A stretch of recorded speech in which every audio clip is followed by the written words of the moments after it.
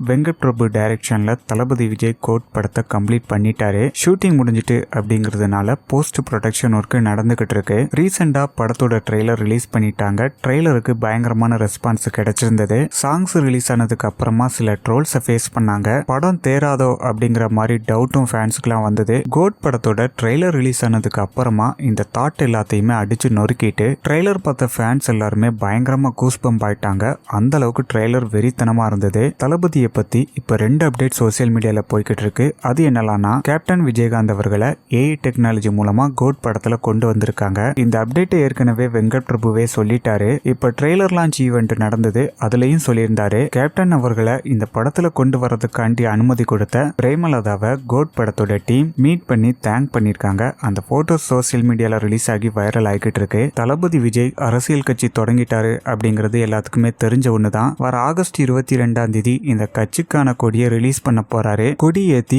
அதுக்கான டெமோவையும் கட்சி ஆபீஸ்ல வச்சு பார்த்திருக்காங்க. அந்த போட்டோவும் சோசியல் மீடியால ரிலீஸ் ஆயிருக்கு. தளபதியோட போட்டோவோட மஞ்சள் கலர்ல கட்சி கொடி இருந்தது. இதுதான் கட்சியோட கொடியா இல்லனா டெமோக்கு தான் யூஸ் பண்ணாங்களா அப்படிங்கிறது ஆகஸ்ட் 22 தான் தெரியும். சோ வெயிட் பண்ணி பார்க்கலாம். கோட் படத்தை வர செப்டம்பர் 5 ரிலீஸ் பண்ண போறாங்க. இதுக்கு அப்புறமா தளபதி விஜய் ஹைச் வினோத் டைரக்ஷன்ல அவரோட 69வது படத்துல ஒர்க் பண்ண போறாரு. படத்துக்கான டெஸ்ட் ஷூட் ஏற்கனவே கம்ப்ளீட் பண்ணிட்டாங்க. ஷூட்டிங் அக்டோபர்ல தொடங்கும் அப்படிங்கறதையும் அப்டேட் பண்ணிட்டாங்க.